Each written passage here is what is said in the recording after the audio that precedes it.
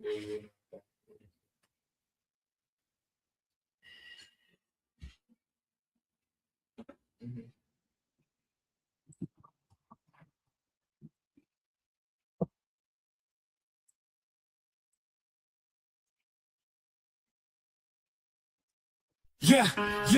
Wooden lens. We back with another one for the youths in them. Yeah, young, brilliant minds, future in sight. Got the power to make change, make the world ignite. Let nobody say you can't achieve. Your dreams are seeds, someone just watch them grow. But you gotta believe in them. The youth effect, we're raising up. The youth effect can't hold us down. The youth effect, we breaking ground. The youth effect, they gonna hear us roar. Educate, we get the key, unlock the potential. Hello. It's another Monday, and it's Memorial Day weekend for those in the States. Those in the Caribbean and other parts of the world that celebrate, it's the Pentecost Monday. It's also a holiday. So whatever you're celebrating today, make sure it is safe. Make sure you have fun, and make sure you just engage with your friends and love your family, and also be observant to where your family is. Just be sure where your family is. Check on your family, especially the young ones, okay? Tonight, being the last Monday in May, we will continue for Mental Health Mental Health Awareness Month ends this week. But is it just the closing of the month, or is it a continuation of being aware of mental health and being supportive? Tonight we continue with a conversation. So part 2 of youth mental health, naming the weight, honoring the voice. Remember the last time, 2-3 weeks ago, we spoke about the youth in the Caribbean, and we showed a young doctor who had a break with his mental health, and he spoke to us about that. Tonight, we're going to speak on cannabis-induced psychosis. It sounds like a big word. It's not a big word. Cannabis is marijuana. Okay, we know that, right? Induced psychosis means because of the effect of the marijuana, they go into a state of hallucinations and things like that. And we'll get down to what psychosis really is. Okay? So thanks for being here, and thanks for spending your most precious time with us, or 1.5 or 90 minutes. And when we speak on when drinks are spiked, or not only drinks, when also the marijuana, whatever drugs are taken, are laced, and recognizing psychosis and helping youth at home. So what do we do at home when this thing happens? I mean, the people that happen to you in the beginning, you feel extremely hopeless and helpless. You don't know where to start. Or for some, we go into prayers and pray it out to them. And then some just say they're speaking nonsense. The children do this, and then we go into blaming the victim. But how do we honestly deal with that? So stay with me as we speak in this next 90 minutes, covering what spike drugs actually do, how to spot psychosis, what you can safely do at home, and the exact moment you call for professional help. Those of you listening, you need to know that this is scary stuff. But having a plan takes some of the fear out. We'll keep it real and practical. So tonight, as you know, I'm your host, Kathy Robinson-Sian, and I welcome you to TDN's presentation of the Youth Effect, where you're probably watching us on YouTube, on Facebook, on Instagram, SBE Radio, and other platforms. Okay, so thank you once again for being here with us tonight. You can support TDN by sending stars. Stars help us earn money to keep producing content such as the Youth Effect. Okay, so please do that. Like, subscribe, and join our platforms. Okay, so What is spiking? What is spiking? And key points in spiking. Sometimes we tell our children, when you go out, make sure your drink is covered. You take it for yourself. You open your own bottles. Why? Because other people can put things in their drinks. That's called spiking. Okay? So adding drugs, alcohol to someone's drink or their vape or their food or their candy or even their marijuana without consent. Most common, they call it GBH, rohyphenol, ketamine, fentanyl, which is the one we know that is very common and very popular, the fentanyl, high potency THC, which is what one we will see tonight, or hear about tonight, high potency THC, excuse me, and synthetic cannabinoids, they're called K2 or they call spice, and it's not just in clubs, okay? We see it at house parties, school events, even in shared vapes, a vape. I think I have one to show you later, okay? I got some samples to show you all to make you see how real this thing is and how scary it is, all right? And why the youth are very vulnerable in such taking such stuff, and they don't know. First of all, they have less experiences with substances, and then the social pressure, and not to make a scene, to belong. Everybody wants to belong, and at that age, that's what they want to be. They want to be part of the trend. They want to be part of the group, the in thing. The reactions are stronger, the risk of losing lasting impact higher. Okay. And then we can look at the signs a drink or substance was spiked. So if you're at a party or if your children are out, one of the things you can tell them to look out for is once they start feeling a personality change. Sometimes they might feel it and not know what to do about it. But in observing, one of the things we can do is what we might call out of character changes. Okay. There may be vomiting, dizziness, slurred speech, loss of balance, blurred vision, and their heart rate can be extremely high, pumping out of their chest, or it can be extremely low. All right. And they can fall to seizures. All right. They can fall into seizures. What's a seizure? Seizure. Okay. Seizures. Other behavioral things that we can see, they can be extremely confused. They can either pass out to go unconscious, like what we call fainting, right? They may pass out, they may faint. They might have some level of aggression, or they might be very, very quiet. They may be fearful, but that doesn't match their normal behavior, and they may have memory gaps. They have no understanding of where they are, why they're there. They might know who they are, they might know their names, they might not know how they reach where they are at. Okay, memory gaps. What we have to look out for, though, symptoms, they hit fast. They come fast, between 10 to 30 minutes. And they are way stronger than expected from one drink or a puff.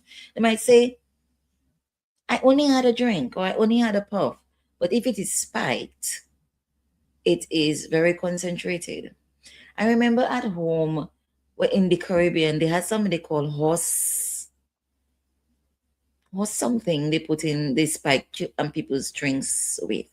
And I remember particularly there was a story. Well, it wasn't a story because it did happen to a young girl who went out to some friends in the north, in the north township, and it was in a cookie. So it was a party, and they put it in a cookie. They baked cookies, marijuana cookies, and they put it in the cookie. And that girl was physically abused, sexually abused. She was knocked out and was taken advantage of. Okay, so it can happen. It can happen in your small towns. It is happening. We've heard of things called date rape. That's what happens. They spike their drinks or stuff like that. We've seen it with some celebrities who have been convicted with those kind of things as well. One of the things we can ask, what's the biggest myth when you hear parents speak about spiking? At this point in time, I'm going to play for you a video, just 5 minutes, with Dr. Tracy Max, who is a doctor licensed in the US, and she's going to speak about what demystifying psychosis and delusions are. So she's going to do an introduction, and I'll come back and speak with you about what it is. Okay? Break it down for us, what it is.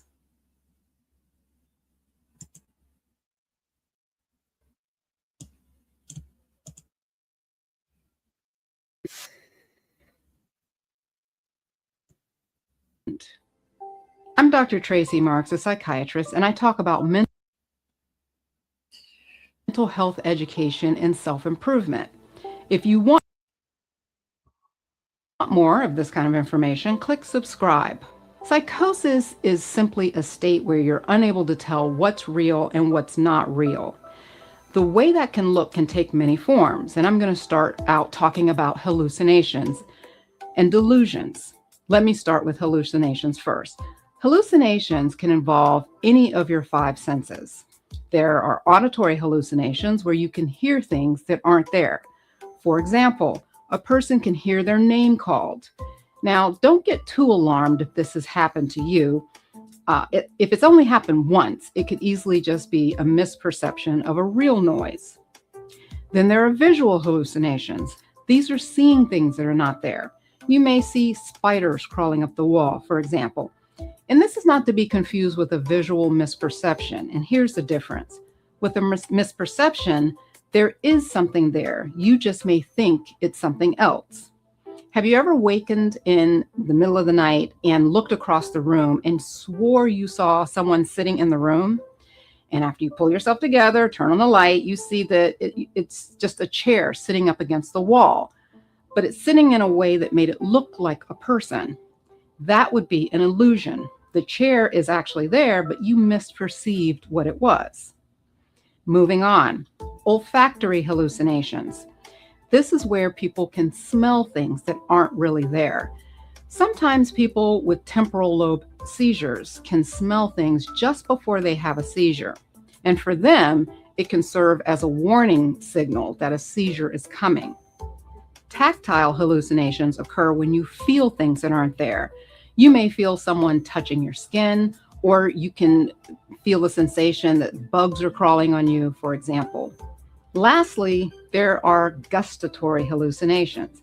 This is where you taste something in the absence of tasting something, or it can happen when you eat something and the taste doesn't make sense or match.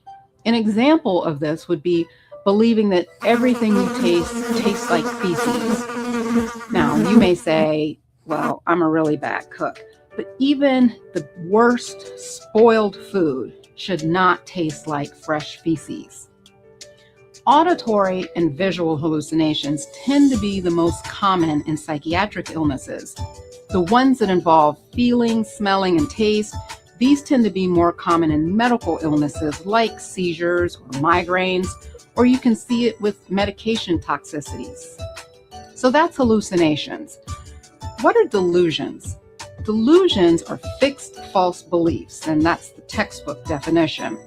Another way of saying it is believing something false despite facts that say that it's not true, or it being extremely unlikely to be true. There are common themes or types of delusions. There's persecutory delusions. These are when you believe that some entity is against you in some way. For example, you believe you're being followed or someone is watching your home. With referential delusions, gestures have certain meanings, or you may get specific messages from the television. There's grandiose delusions. An example of this is feeling that you're famous and people just don't realize it. Then there are religious delusions, and an example of this is believing that you are a deity or a famous prophet in someone's religion.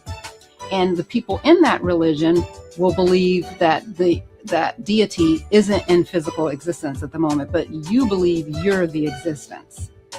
With somatic delusions, you're fixated that something is wrong with your body.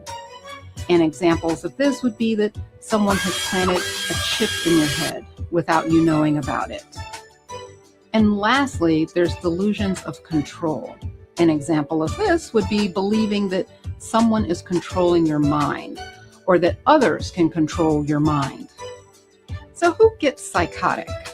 Of course, we see this in psychiatric illnesses like schizophrenia, bipolar disorder, and even depression. But you don't have to have a psychiatric disorder to become psychotic. You can become psychotic from medication effects, such as steroids. Ever hear the term steroid psychosis? Other common culprits are illicit substances, such as marijuana, or hallucinogens, like LSD. And psychosis can also result from medical problems like seizures, thyroid disease, or even after a woman has a baby. So what do we do about this? Well, you treat the reason. If it's from a medical illness, you treat that illness. If it's from a psychiatric disorder, the treatment is medication. And sorry to say that for the pill haters out there, but someone just can't be talked down from their delusions and their psychotic symptoms. So that's it for today. Thanks for making it all the way through this video. You must be subscribed, but if you're not, Thank you so much for listening to that. Thank you so much for listening to that. And you may have some questions. So let's unpack it. You see all what can happen from just taking a drink. You may say, my kid would taste it. Or it only happens to girls in bars. It doesn't happen only to girls.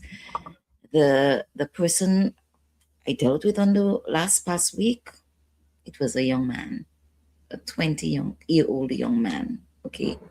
It's tasteless, it's odorless. These drugs exist and anyone can be targeted. So we will go down now and break down what doctor was speaking to us on and about psychosis. It is definitely a break from reality. Psychosis, again, means simply the brain is struggling to tell what's real. With spiked drugs, it can be temporary, which is what we spoke about, drug-induced psychosis, but it still needs a serious response. If it's not dealt with early, it can be a permanent damage to the young person or to whoever it is. The key distinction to make, is it intoxication or is it psychosis? Intoxication, like being drunk, okay? So, or drunk or high. But when someone is drunk or high, they may be sloppy, they're moving like this. They may be giggly and maybe sleepy. You know, cannabis puts you in a kind of somber mood where they drink a lot of water and is absolutely very hungry. Makes them sleep, okay? With psychosis, on the other hand, reality testing is totally gone. Doctor mentioned about mind control and thinking someone is following you, but it's also in the hallucinations they can believe someone is watching them. My young friend believed that someone was looking at him constantly, and he was frantic to go into the AC to find the camera. Okay, so it's all those things that you need to look for. They may be speaking gibberish. You will not understand what they're saying, and you may dismiss it and say, he just needs to sleep it off. He just needs to sleep it off, But then you look at it and they say some spike drugs were off in 3 to 12 hours.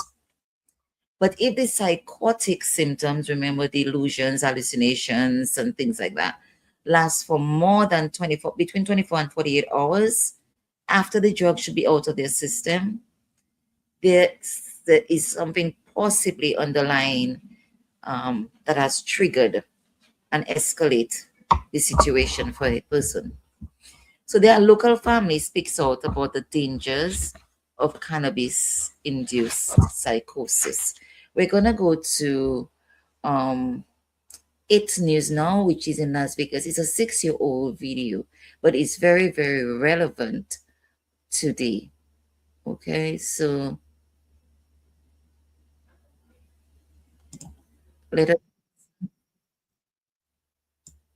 and I'm going to share my screen again and share that with you. Give me a minute.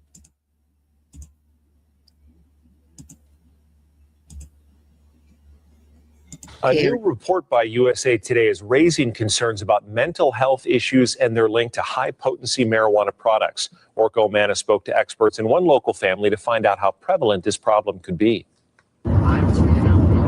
What is the noise? Our kid's brain was gone. That was Robin Marie McIntosh's reaction when they spoke to their son Madison in March. The 24-year-old who lives in Phoenix was acting strange. He's been talking gibberish. He's been telling people that he tried to commit suicide.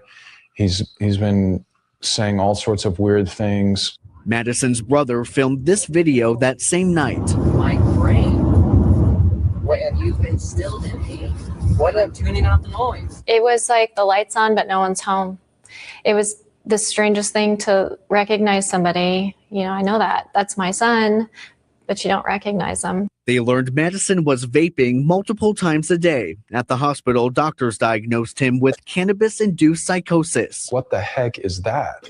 We never heard of that. Over the past 4 or 5 years, I have seen plenty of patients who... Las Vegas psychiatrist Reza Kazemi has seen firsthand the link between high-potency THC products and psychosis. A study out of Colorado found a 77% increase in suicide deaths among 10 to 19-year-olds with marijuana in their systems. Some people are more susceptible to it versus others.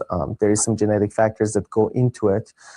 But overall, it can cause psychosis. But Kazemi says more research needs to be done. It is difficult to make that diagnosis because a lot of times you can't tell which came first, the psychosis or the cannabis use. We're a redemption story. We're a lucky story. Rob says Madison stopped vaping and is doing much better. They're sharing their story in the hopes of creating change. Orko Manna, 8 News Now.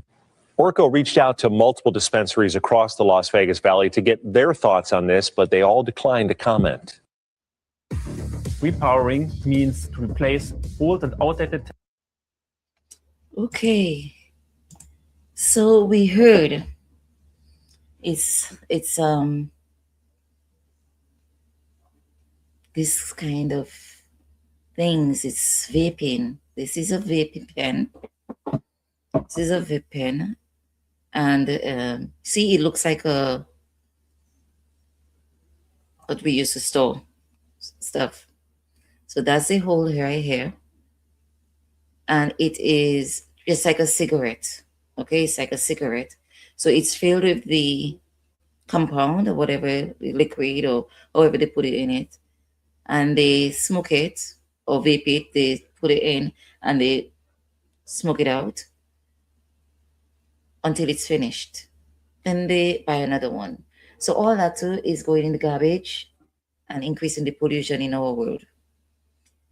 And now the government has just given the approval for I'm sorry, I'm losing my words. Flavored flavored vapes. So imagine what it's doing to our kids. So let me show you what you may not think. I was helping clean out his room and I saw food in his room. I left it in his room, of course. It's cereal. Why would I take his stuff? He wants to eat his cereal. This is a cereal. That's the box. You see the thing here? Okay. It says Canvaloops. Doesn't it look familiar? Yeah, it looks very, very familiar. Canvaloops. It says Swedish fish on it. So I left it only to find out that it's not. And in that box has some other little boxes. You know when you're buying the little box of cereal? Right. This is a green flavor. It's called Wild Gummy Worms. There is marshmallow. And there are others in it. Now, these little boxes can go up to $1,000+. And the big box I showed you, because it has 6 of these little boxes in it. It has 6 or 4 of them in it. And it can go up to the minimum of $3,000. Now, let me show you all some other things. This is called raw rolling papers. This is what they have, the raw rolling papers. And it's also lyrical lemonade. So these are also flavored with stuff in it. And also there is stuff like this. They come in small packets and they're filled. This one is called Chewy Cubes. Frozen edition. Mildly sour, widely sweet. It has everything. Chewy Cubes. Okay? What do you think about that? Let me see. I have another one here. Watch this. It's called creme brulee. Cinnamon roll. Creme brulee cinnamon roll. 3.5 grams. Imagine that. This contained 3.5 grams of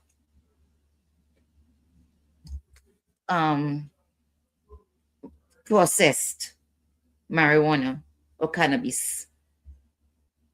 And that's why I said it is scary, because you may see this in their room and you will pass over it thinking it's cereal or stuff they're going to eat if they want to just snack on in the night. All right. Let us also listen to another news event on this type of products. They call it next generation.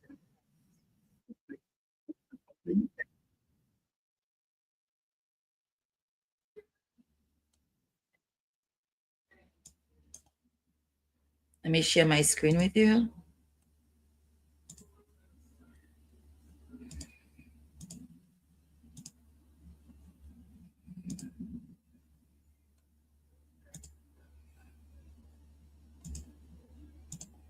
Cannabis is becoming increasingly mainstream as many states legalize consumption.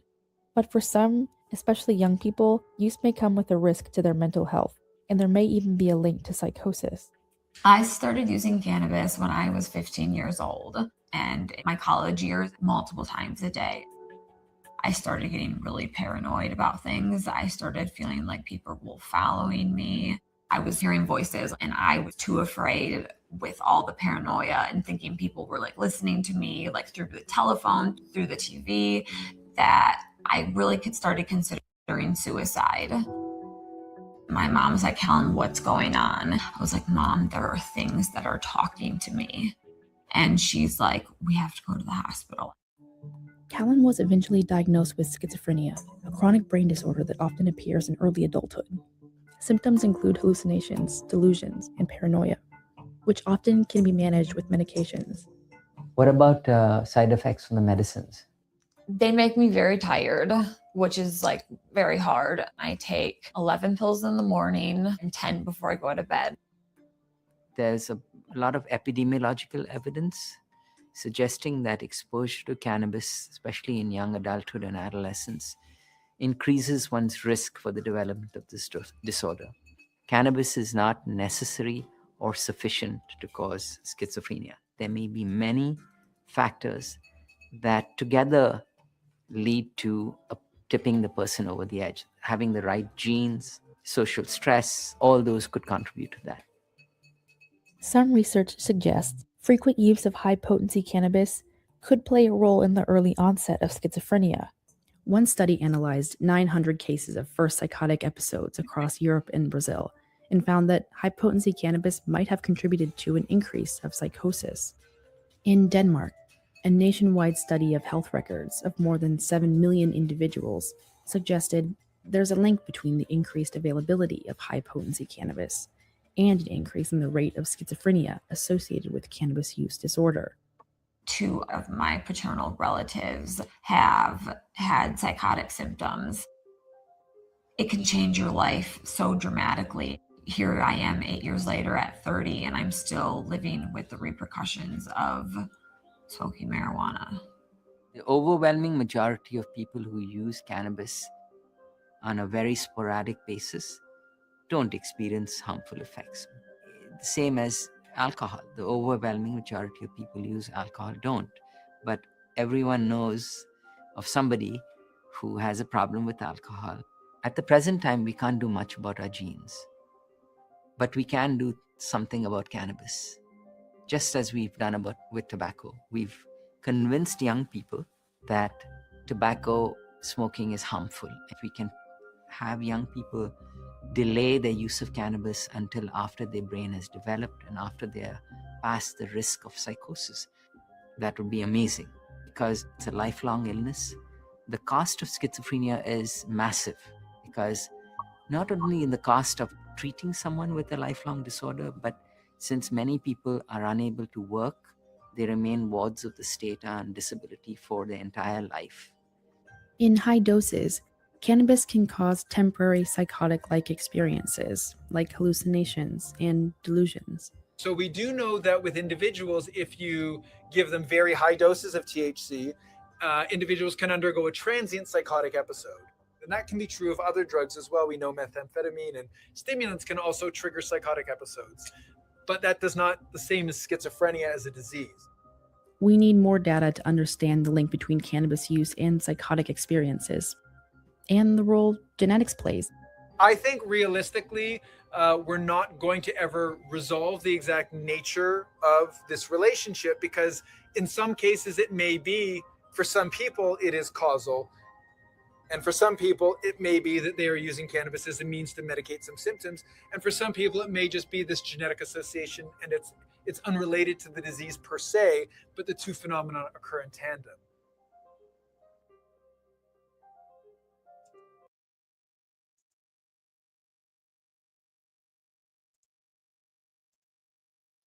Okay, so we heard of high potency cannabis, okay, and that's what it is. It's high potency means it's very, very concentrated. The ratio of the cannabis to the THC in the cannabis, because what they do, they extract the THC, which is the active ingredient, so to speak, excuse me, in the cannabis, and they extract it. Right now, they are making it in labs with different strains and process it to have different effects or stretching it, okay? They add other chemical synthetic products to it. Let us go to this other one. I want to show you all on what exactly is the high potency.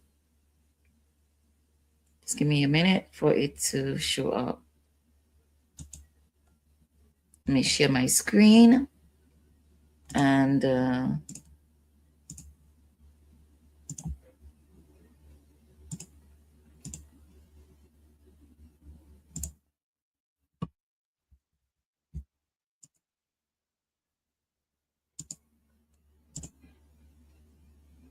my internet is acting up tonight, so please forgive me.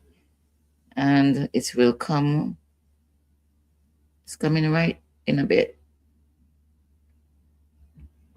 While we're waiting for it to come out, we can speak to reminding you what is hallucinogens and psychosis and delusions. Okay, all these are part of delusions. Okay, we're going to have to come back. We're going to have to come back.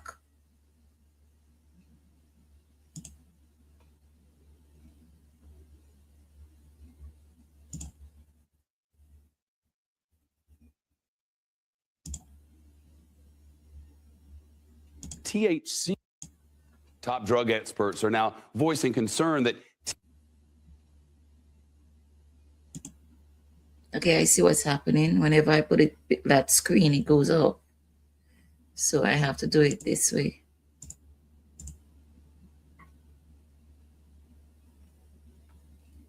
Teenagers are getting their hands on these new next-gen products that come in all shapes and forms.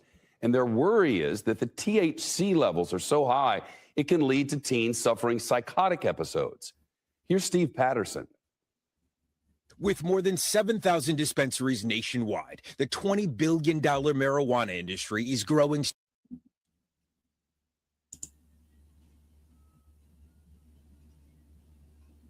so fast, some state regulators say it's even It leads to teenagers suffering psychotic breaks. outpacing alcohol sales. The cannabis choices are growing too, with new products outpacing alcohol sales. The cannabis choice. I want to Some play that state again. regulators say it's even outpacing alcohol sales. The cannabis choices are growing too, with new products like wax or shatter now available. They're sold in fruity flavors and have levels of THC, the compound in marijuana that makes you high, that can be 8 times higher than the pot of 20 years ago, according to state regulators. And that's made some Colorado parents like Sydney Block and Janet Corneal terrified. It was scary. She was slurring her words. She wouldn't wake up. Sydney smoked weed when she was younger and says she couldn't believe her daughter Jasmine's reaction was from marijuana. I was like, there's no way that this is just weed. Janet said she didn't know what her son Will was using. I had no idea. I'll be honest with you. Their teens, 18-year-old Will and 19-year-old Jasmine, were both taking marijuana concentrates using what's called dabbing to get high. And when I was first really getting into high potency THC, I don't think I ever had to pay money for it. You just got it handed. Yes. I can't be a coherent, functioning human being when I was under the influence of all the stuff I was using, predominantly high concentrated THC. Dabbers use blow torches to heat up rigs, or they vape the concentrated wax or shatter. One dab could be equivalent to smoking an entire bowl. These pot concentrates, with flavors like Fruit Frenzy, are legal for adults in Colorado, but not for kids under 21. It did get to the point where it was like, if I don't smoke weed today, like, I'm not doing anything. Couldn't wake up. I couldn't go to sleep. I couldn't do anything without it. Got so dependent. Will and Jasmine found support at a Denver public high school called 5280 that's designed for kids in recovery. The amount of THC that's coming into their system is causing severe psychiatric symptoms such as suicidality and even psychotic breaks. New state data shows the sale of these high THC products in Colorado has increased by over 150% since 2016. The federal government says THC concentrates are more likely to produce anxiety, agitation, paranoia, and psychosis. Today, Will and Jasmine are both sober and have some advice for the cannabis industry. Rather than putting so much time and effort into making more and more and more potent things until we have 100% THC or whatever, I think that it is possible to spend more time and effort into looking into how to protect our youth. For the news, I'm Steve Patterson. Cannabis is becoming increasingly mainstream. Okay, so we see what it's all about. High potency THC, and it comes in flavors that our kids will go towards. Okay, it's exciting, it encourages curiosity, and we as parents, we need to be on top of it. So what happens? What do we do when we come upon our children or one of our children comes to tell us, I am having anxiety, I haven't been sleeping, I haven't slept in 3 days, I am hearing things, I am seeing things, someone is coming to get me, what do we do? A lot of us might dismiss and say, you're talking nonsense. Go lie down and make some tea for you.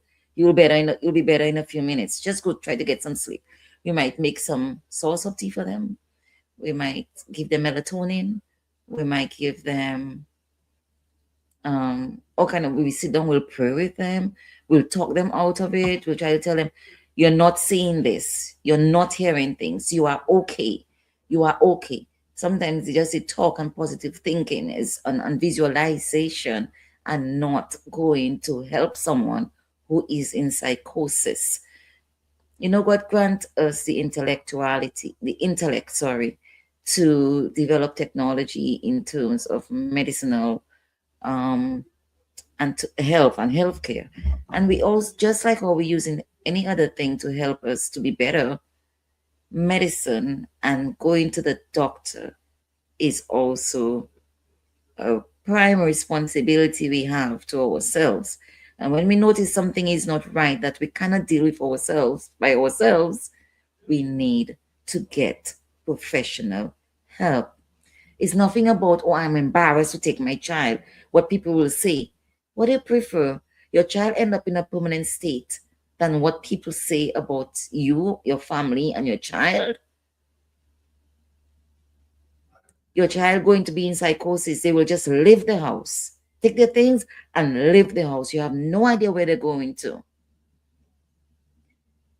If they're aggressive, what do? You have to call the paramedics. You have to call the paramedics or the police if they're getting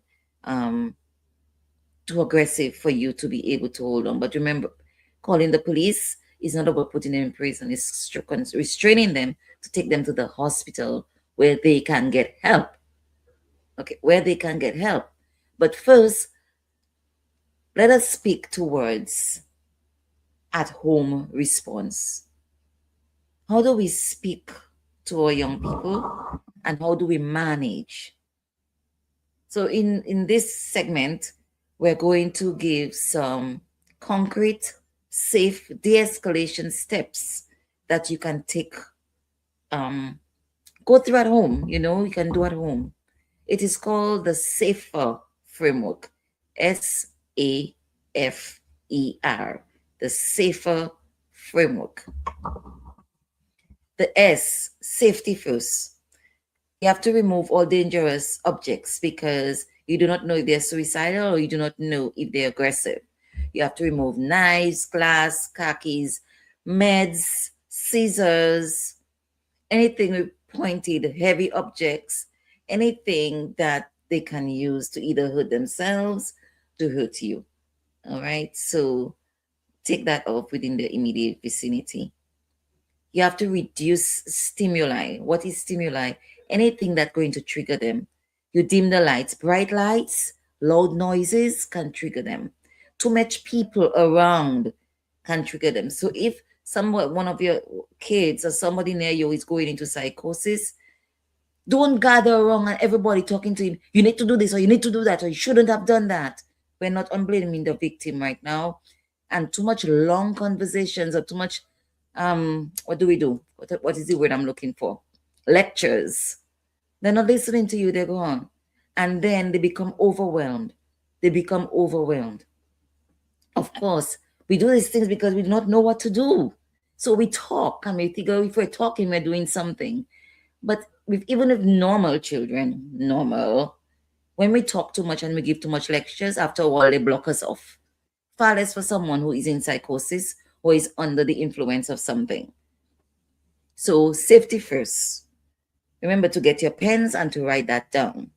Safety first. Remove dangerous objects, knives, glass, khakis, needles, scissors, pens with pointed points.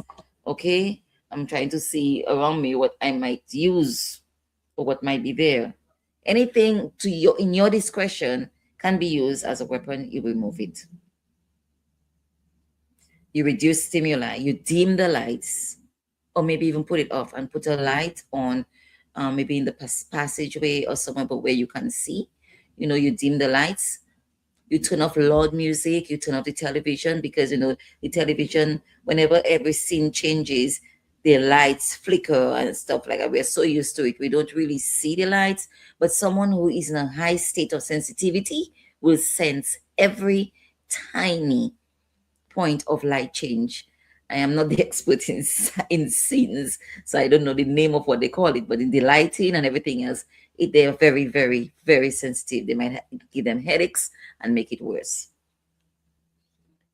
If anybody needs to talk, one person talk at a time, and slowly, one person talk at a time, and short periods. Maybe after every sentence, you stop. Don't say more than, I would even say 8 is too much, but don't say too much, because they cannot process things at this point in time. You want to ask them if they know their name, if they know who they are, if they know what date it is, if who is the prime minister, if they know who is the president, if they know where they are, if they remember what they had for breakfast, did they have anything for breakfast? So you start asking them simple questions such as this. You do not block any exits, because if they want to go and you block the exit, they might hurt themselves trying to get out, or then they might become aggressive. If they want to pace, let them pace. Pacing means walking back and forth, because that is a calming thing for them. Sometimes they might want to rock like this. You allow them to rock. You don't tell them stop straight or to stop or to sit straight. We do that a lot with children. We don't allow children to be children, but that's another topic for another day. Allow them to rock. Allow them to lie down if they want to lie down. Allow them to just stay. Some of them don't want to hear anything. Just allow them. And in allowing them, you observe what is going on with them. Are they twitching? Are they trembling? You ask them about how their heart feels, so you get a certain idea of their heart rate. Okay? Or you can put your hand on their finger, on their hands. You take your index and your other third finger, and you place it on their hair. You can get their pulse here. You can get their pulse here. Okay? On any pressure point, but these are the two. You can also put it on the temples right here. Right here. Okay? Not in the thumb, because you might get a wrong reading in the thumb, because the thumb can have a pressure point as well. Okay? So you can get 3 points. Let me see, am I feeling my temples right now? I cannot feel my temples right now, but there is definitely one. If you put your hand right there, see right there, and you press these 2 fingers in, you feel the pulsing of your heartbeat. And as I said, you use, if you're left-handed, you do it. If you're left hand, right above here, in the veins, right above it, or your right hand, right above, right here, the big veins in the middle of your hand. Let's see, big veins in the middle of your hand. Yep. And you check it out. The vertebral backgrounds, seeing it quite clearly, but that's what you do, okay? Right here. Right here. And you feel their heartbeat. Or if you want to just rest, if they will allow you, because they don't want anybody to touch them, you can feel their heartbeat like this. Remember, always ask permission first. May I touch you? May I check your heart rate? You have to tell them exactly what you are doing. With the person that we were dealing with on the weekend, every time I use my phone to check my kids or home, to tell them who I was talking to, or even show him, because he thought I would be calling the police. Okay, so because the second time I did not tell him I was on the phone, and he became hysterical. Well, you're calling the police, and he was diving for the door. All right, so I said no. I put on the phone. I turned it over. No, I'm not calling the police. I was just speaking to my whoever. All right, and I can show it to you. This is what I was doing. You console them. You make them feel in a safe space. Okay, all that is providing safety. You put them in a safe space. Second of all, the A is approaching calmly. You tell them your name. I'm Kathy. In case you do not know, do you remember my name? Yes. I'm Kathy. I'm Auntie this, I'm Uncle that. But slowly and calmly. If you cannot do it calmly, don't. Some of us might say, I'll just slap him over his head. What do you think he's doing? He's stupid or what? No, that's not going to work. All you're going to do is make them go inward and they stop talking, feel guilty. Well, yes, you'll say, but of course they have to feel guilty. They know what they did and they know that it's wrong. But right now we're in the state of helping them. Helping them, okay? Not blaming them. After they come out of everything, you can sit down and have a discussion about that thing when they're in therapy and everything else. But at that present state, all your blaming and want to beat them over the head is not going to benefit anybody at that point in time. You have to assure them of their safety. I'm Kathy. You are safe. I'm going to help you. Or I cannot help you right now. Don't know how to help you, but Andrea here is going to help you. If you're introducing a new person in the mix that they do not know, someone familiar with him should introduce him to that person or her or them. But I would figure it's one person at a time we're dealing with. This is Andrea, and she's going to help you. This feeling will pass. Remember, this too shall pass. Use their name. Say, Jacob, you are safe. Jacob, you're going to be okay. You will be feeling better soon. And always speak in the positive. Because when we speak in a negative, the first thing they hear is the negative. Even with us too. If somebody tells us don't, before we wait, before we listen to the rest of the sentence, we hear don't, we tense up. A common thing we say, don't forget to do that for me. Why can't we just say remember? First of all, it's easier. Remember to pick up the mail. Remember to wash your shoes. It is so much easier and so much better and such more positive inducement to speak in the positive tense. And in a particular situation like that, we need to say it in the positive sense. This shall pass. We shouldn't say, you will not feel that way for too long. Not shouldn't be in that sentence. It will pass. You're not sure how to say it? Take your time and think it through before you say it. The gaps help. The gaps help to calm you down and prepare you of what to say next. Calm you down to be able to better manage the situation. Okay? But you have to say you are safe. You cannot say, calm down. You're fine. That's not real. Arguing with delusions and stuff just going to escalate it.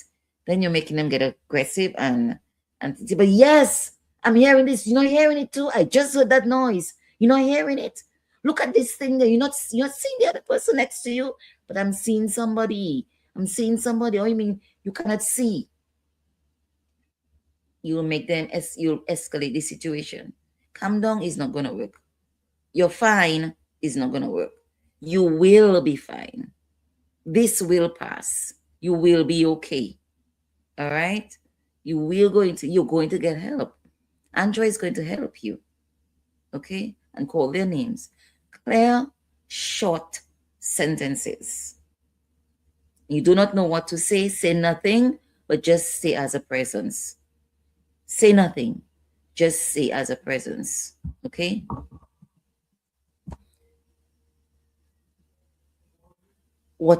So we have spoken about what not to say. What to say. Now, what do? We sit at their level. We don't stand. If they're sitting, if they're lying, we don't stand. Standing gives a feeling of powerlessness to the person who's at the lower level. It's same like when you're dealing with children.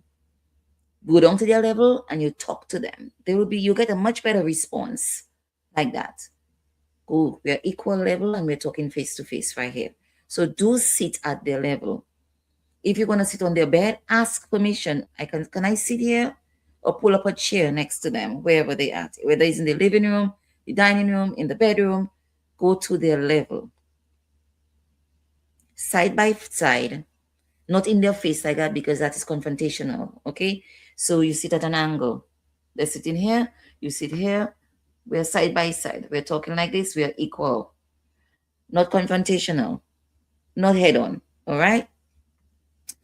Because, as we say, it's not confrontational, it's less threatening. We want to make them feel that they are actually in a safe space.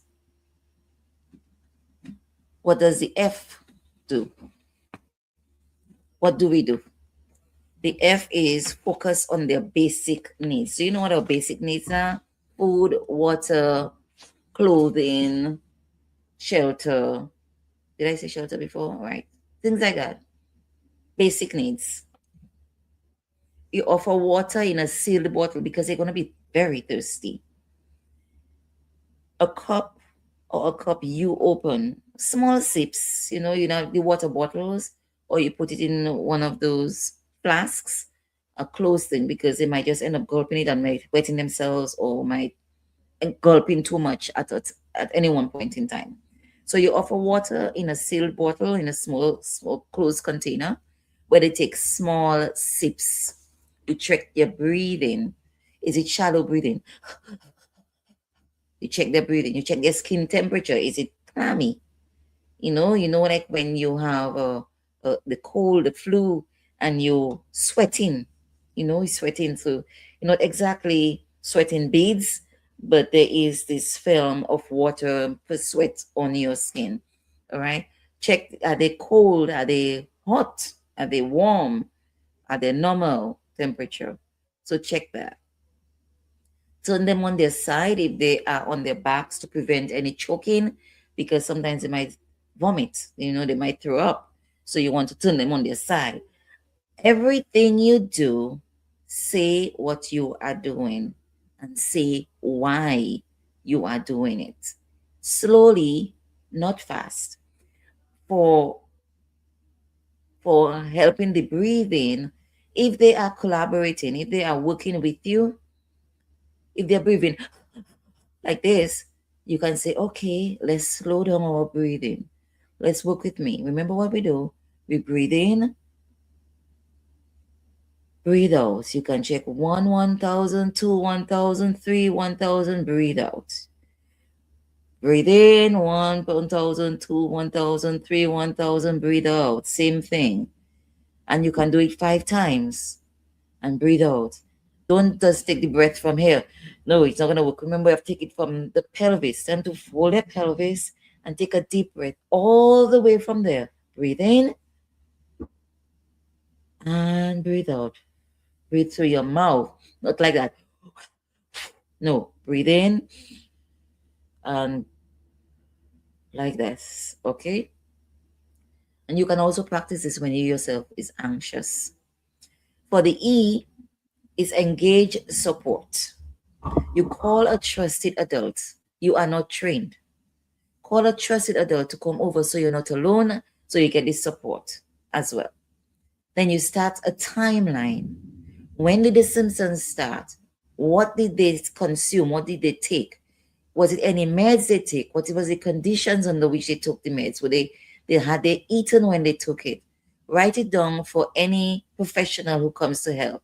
The paramedics, the fire people, in the areas where there is fire professionals who come to deal with that, or any other professionals who come to, if you have to take them to the hospital.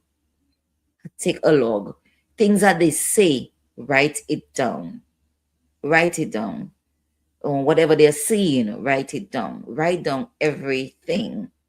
Write down everything. Every name they call, every condition they think. If you ask them any questions and they answer, they say, when did you start feeling anyway? If they say, they give you a day, you write it down. What time of day? Morning, afternoon, night? They may not remember exact time, like 9:45. What is the time of day? Was the sun up? Was the sun down? Who were you with? How many people you were with? Do you remember where you were at a party, at a club? What's the name? Things like that. If you got something, where did you buy it? Is that a usual place you normally get it? At this point in time, remember, we're not blaming the victim, and we have to find out every single thing, because under normal circumstances, sometimes you never know that person is taking those things or involved in any behavior that's going to lead to this. They could be extremely quiet and conservative and always in their rooms and stuff, and just dismiss it as them being shy or being a quiet person, staying to themselves. That's why we need to check up on our kids. We need to check up on our young boys. And before they believe that,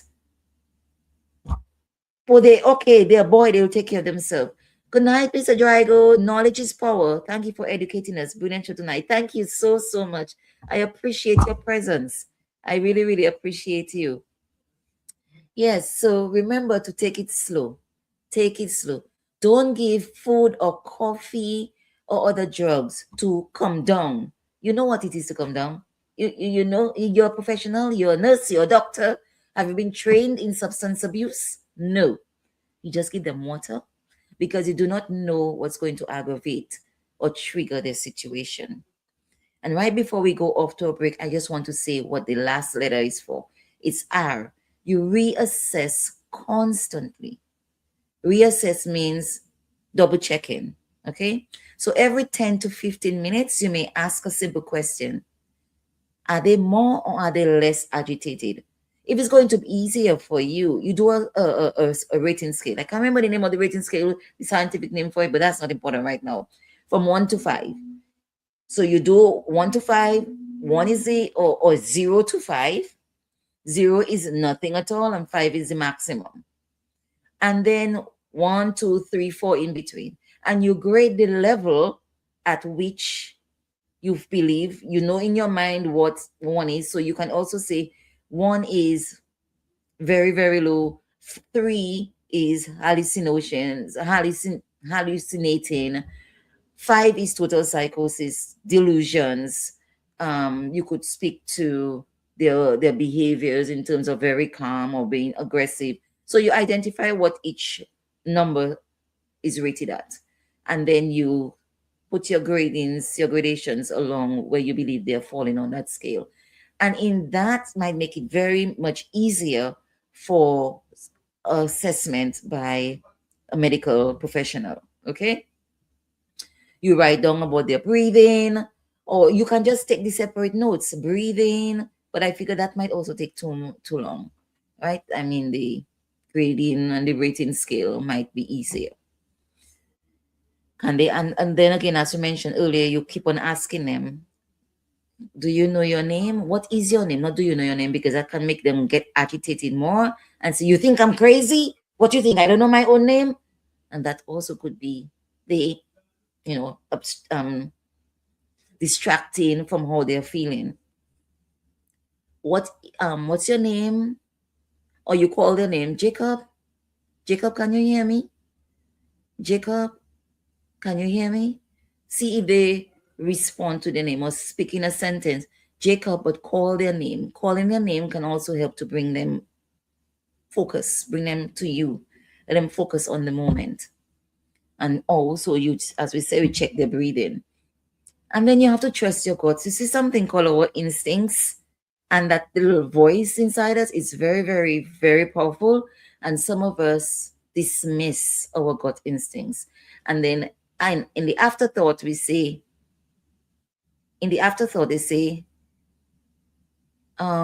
what do you think? I should have listened to myself. I should have listened to myself. It's too late for that. Okay? Now, we're going to take a break here to let you really think about what we spoke about. Remember the SAFER framework. The SAFER framework. Write it down, put it on your thing. You can email the youtheffect767@gmail.com so we can send you a short flyer on it. Okay, like, subscribe, and send us a request to send you that flyer. Okay, but right now we're going to stop. We're going to take a break from our sponsors. Stay tuned, and thank you so much for being with us tonight. Hey, stop for a break. Oh, we're not stopping for a break. Let me see where he is. Stop for a break. Oh.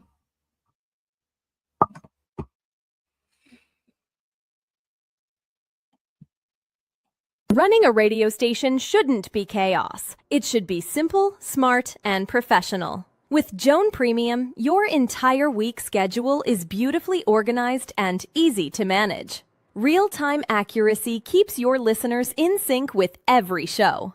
Your visitors and audience sees the right schedule every time, wherever they are. They can even choose different time zones. From analytics to social media and native app integration, Joan Premium is the professional tool your station deserves. You're never alone. We provide priority support for active license users. We're building a community. Connect with broadcasters worldwide through our Joan Community Hubs. Choose your plan, annual flexibility, or lifetime freedom. Get Joan Premium today. www.gndenterprisesinc.com or call 877-698-9894 for more information. And thank you for being back with us. Okay, thank you for being back with us. Okay. We're going to go through a little role play, okay? I'm demonstrating being scripted. But also we're going to go to when to get professional help now. When do we get professional help now? So we've gone through what we do at home, the safer framework. You make sure they feel in a safe space, okay? You approach them calmly. You focus on the basic needs. You engage support for yourself. And you reassess constantly the behavior, what they're saying, or their physical conditions, whether they're clammy, they're sweating profusely, their heart rate. Keep on monitoring. Now, when do we call for help, or when do we figure we're going to take them to the hospital if they are willing? Now, remember, and when they reach 18 years old, they're considered adults. We cannot force them. Unless if they're being aggressive, okay, you need to call the paramedics, the EMTs, or the police, whichever one is available to you at that point in time. But remember, it's not criminalizing what in the state that they are in. It's taking them to the hospital, the most appropriate professional that can handle the situation and take them to the hospital. You're not taking them in handcuffs. We're not putting them in handcuffs. It's just about restraining them and taking them to the hospital. So our goal is to identify clear or no hedging red lines, okay? You call 911 or 988 if you want to call 988 for verbal support on the line or the crisis hotline. You call 911 or whatever that emergency number is where you are staying. You go to the ER, which is the emergency room. If any of these things happen, do not wait. Sometimes you say, let us wait and see what happens. No. Take the person to the hospital. Take them to the ER unit. Some places have a psychiatric ER place separate from the main medical emergency room. You take them to that area. Or sometimes if you take them to the general ER, if that's what you have, they will transfer them accordingly based on the red flags or what they are going through. So what are the red flags? Seizures, unconsciousness, being unconscious, they cannot be woken up. You shake them, and there's no response. Trouble breathing, okay, trouble breathing, you have to take them to the hospital, of course. And if you're not trained in voice-to-voice, mouth-to-mouth resuscitation, don't attempt anything. Take them for them to get professional help. If their lips and their fingers are turning blue, that means they're losing oxygen. You need to take them. Their temperature is greater than 103 degrees Fahrenheit.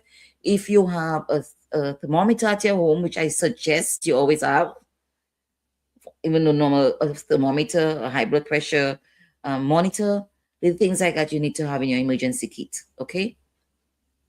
If they're experiencing chest pains or they won't stop vomiting, you need to take them to the ER. We're going to go over it again. Red flags, seizures, being unconscious, you kind of wake them up. They have trouble breathing. Their lips and their fingers are turning blue. Their temperature is above 103 degrees Fahrenheit.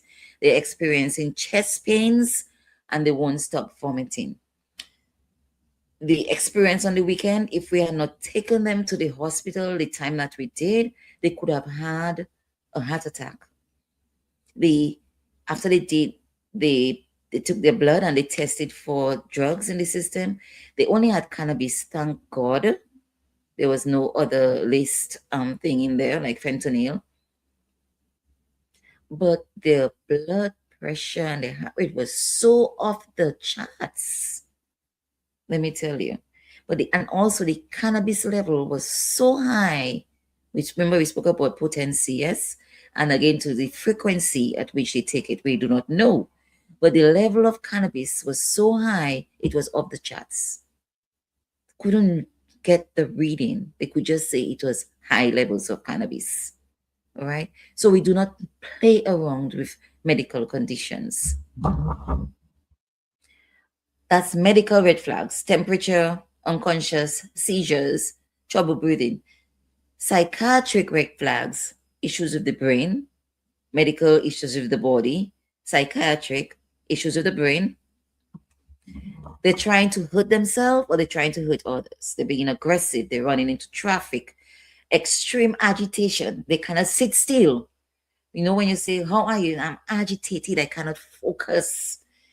You're feeling that kind of thing inside of you. I don't know what to do. Agitated. Okay? They pack their things. They want to run away. Things like that. And you cannot, within yourself or the persons who are there to support you, no matter what you do, the situation keeps on escalating. What do we mean by escalating? Is heightening. You know, when you're at a workplace, you have a simple situation with a colleague, and not for nothing that the two of you can solve the problem. It is taken to the supervisor. Then the supervisor cannot deal with it. It's taken to the manager. That's called escalation. You go into the higher, and it's getting worse. The situation is getting worse. You're escalating the situation. And if that happens in a very short period of time, like 20 minutes, first time the person is going into that may last for a minimum of 6 hours. Can you deal with that on your own? Sometimes the fear of people talking. Who cares what people say? Who really? Well, I don't care what people say. My family, my people, the people I care for, and things in my profession come first. Who talk. I really don't give anything about what people say. So check the timeline. Remember, you're going to put your rating, as well as you can even put on your rating the time frames for each, like at point 1, what time is at 1, what time is at 2, what time is at 3. You can do it that way as well, okay, to check at what time this thing is happening. Or wherever you put the rating, breathing is extremely shallow, he's extremely agitated, she's extremely nervy, you write the time, you put your gradation over there, and you write the time at which that occurred. All right, you put the time down on it. The other time where you don't wait, when there's an unknown substance and you have a young person. What is a youth? Between 18 and 35. Between that time span is considered youth. Okay, you do not know what they have taken, and they are a young person, especially underneath the age of 25. We heard the doctor speak about we delay the use of cannabis until after the age of the development of their brain. That's at the age of 25. Their brain is considered fully developed at the time, can deal better with emotional issues, can handle chemicals and substances much better. All right. So especially below the age of 25, the brain is still in its developmental stage. Anything can influence brain development at that point in time. If you suspect fentanyl, GBH, or any opiate, let us describe the symptoms, because a lot of us don't know those names by like this, okay? If they're extremely sleepy, or sometimes they stay in a trance like this. You're doing this, eyes not blinking, no movement, just this. Jacob, nothing, not a twitch, not an eye movement. You get that car ready, be on the move, all right? They took something. If you have Narcan, which is something that's for fentanyl overdose, and you know how to use it with them, you use the Narcan to bring them back from overdose, and until you get them to the hospital, or until Narcan is available, by taking them to the hospital. Okay, make sure you call 911. If it's opioids or anything else they've taken out an fentanyl overdose or stuff like that, they won't get hurt. It won't affect them if they took anything else. Okay, Narcan will only help with fentanyl overdosing. It works in the reverse. And in the aftermath of all this psychosis, if psychosis lasts beyond when the drug should have worn off, remember we speak, if that's the first time that's happening, say like it shouldn't last more than 6 hours. And if it lasts more than 6 hours, you're in the home, and this is continuing for more than 6 hours, let's go. Let us go. If they do not want to go, you call in support. Remember, you call in a professional. You don't try to restrain them on your own. You're not trained in restraining people under psychosis. You may end up hurting yourself and hurting the person as well. So you do not try to restrain. Don't call a bigger person and say, come on, hold him down for me. No, you cannot do that. You're going to make that person get aggressive and hurt you, hurt themselves, or hurt somebody else in the process, okay? If this has happened before, let's say this is the second or the third time it has happened, they definitely need a psychiatric evaluation within 24 to 72 hours. Early treatment is better outcomes. Like every other medical problem, early symptoms, better outcomes. Every year, people in a by the way thing, get your medical checks every year. Early diagnosis, early treatment, better outcomes. Okay, that's a by the way. Just had to put it in there. All right. Sometimes we're afraid of going to the doctors because we're afraid of what they're going to say. Which is worse? I'm leaving that open for you to answer for yourself. Which is going to be worse? So the times we call 911 or we take them to the ER, and we see medical flags. Remember, medical is changes in the physical body. Psychiatric red flags, changes in the mind in terms of behavior. If we do not know what they took, and they, especially if they're under the age of 25, and then if it lasts beyond a 6-hour period, they need to get a check. One time they will go to the hospital, and they initially will keep them for 24 hours, take a drug test, a blood test, to see how much drugs or what type of drugs they have in their system, treat them for that. And if within that period of time, the hallucinations and the delusions and the psychosis general haven't gone away, they might extend it to 48 and then the maximum of 72. If that is not done and they have to be admitted for other full-time psychiatric long-term observation, that will have to be done. Okay? Now, when we talk about levels of care, there are different levels of care. In the ER, they will do what is called crisis stabilization. As we said, we check toxicology, which is the blood test, and rule out any medical cause issue. And we spoke about the 23 hours observations, inpatient treatment. They'll give them emergency psychosocial evaluation, and if they are a danger to themselves or others or can't take care of their basic needs. Then after that, when they are released from the hospital, we do what is on outpatient follow-up. So they will refer them to a therapist or to a social worker, okay, plus psychiatrists within 1 week of being discharged. Many hospitals in the US or in Europe have adolescence crisis teams. A lot of places in the Caribbean and third world countries do not have that. And this is one of the things that we have to work towards getting because of the increased rate of young people getting themselves in these kind of situations. Okay? We need to be present with at all stages and assure them at all times that we're there with them. Thankfully, that youth, he was very willing to do what he needed to do to get better. And he wasn't violent. He was, gave us all the information and did what he was asked to do and things like that, all right? So when he calmed down, he listened. At the same time, he didn't want to talk to certain people, and you obey, you listen to them. I don't want to talk to that person. Okay, it's fine. You don't need to talk to them. Who would you like to speak to? Or would you like to just lie down? Remember the lights and the noise triggers, okay?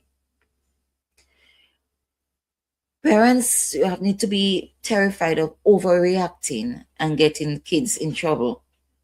You might say, I don't want to take them to the police, to the hospital. They will take them to the police. Your medical privacy is protected by law. In the US, we have what we call HIPAA. Okay, your medical condition is private. And worldwide, all medical professionals take the ethics, go under the ethics code, where they cannot divulge your medical information to anybody, unless you give permission for them to do that. The ER's job is not police, it's safety. The only thing you cannot take back is waiting too long. 1 minute more in doubt can be too late. Okay, it can be too late. Now, as we are in the last 3 minutes of our program, what do I want, or what do we want all of you to walk away with? What are our takeaways? 3 things. Sudden and severe change in behavior, in physical appearance as well, physical features, you take action.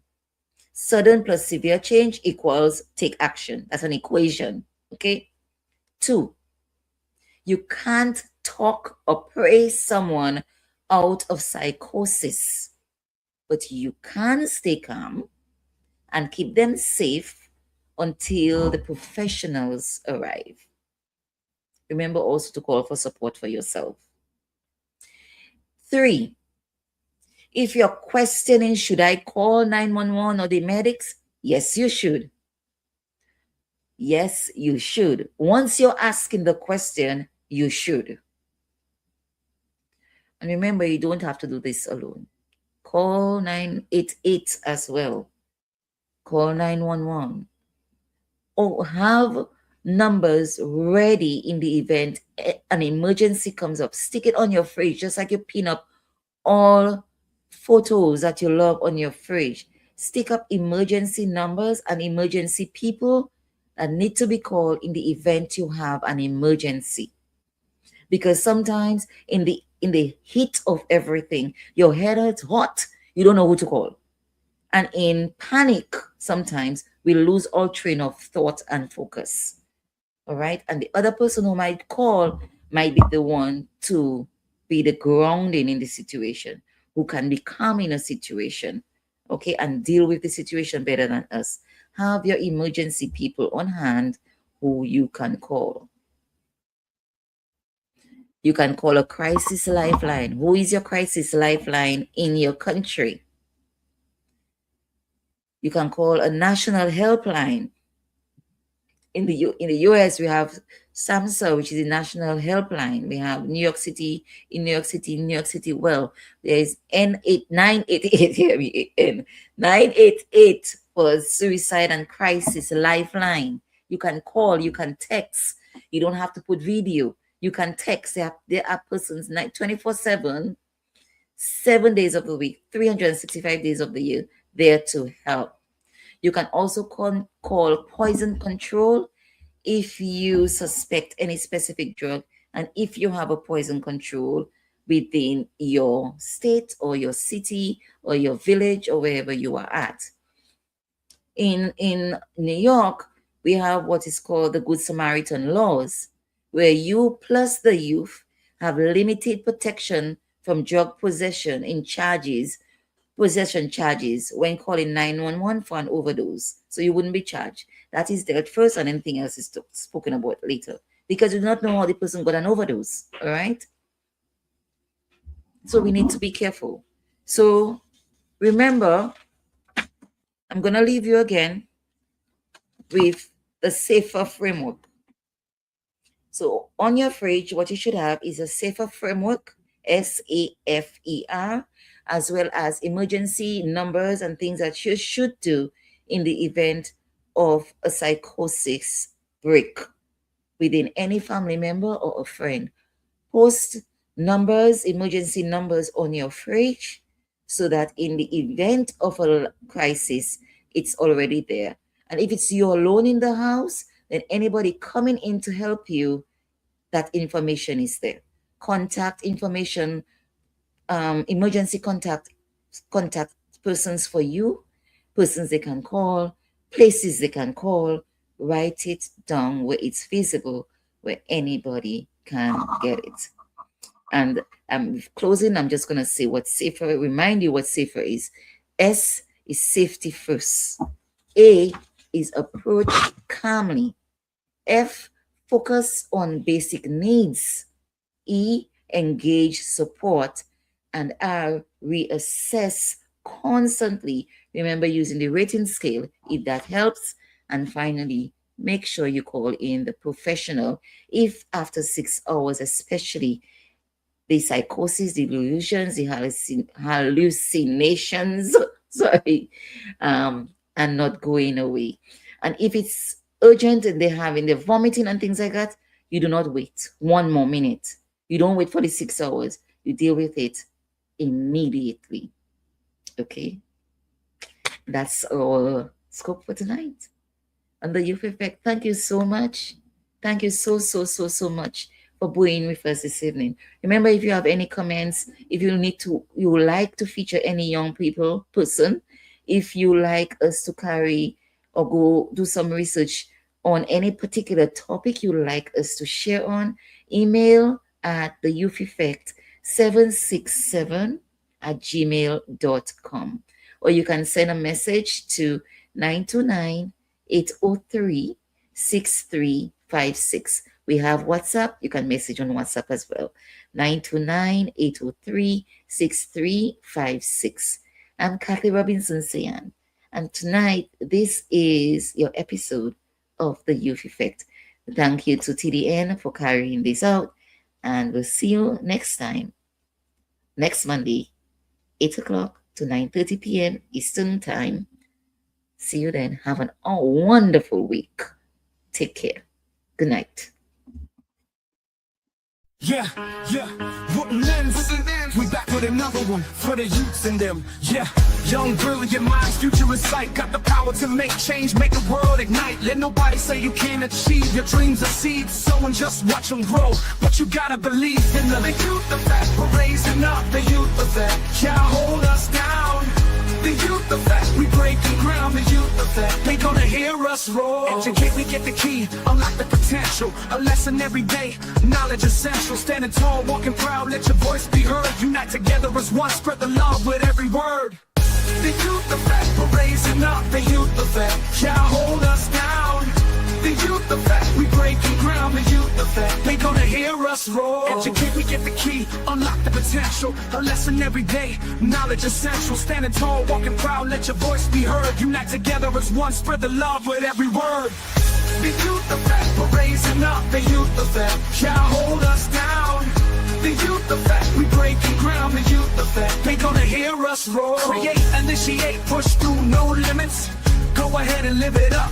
Respect, positivity, you on your way. Break down walls, build bridges. Yeah.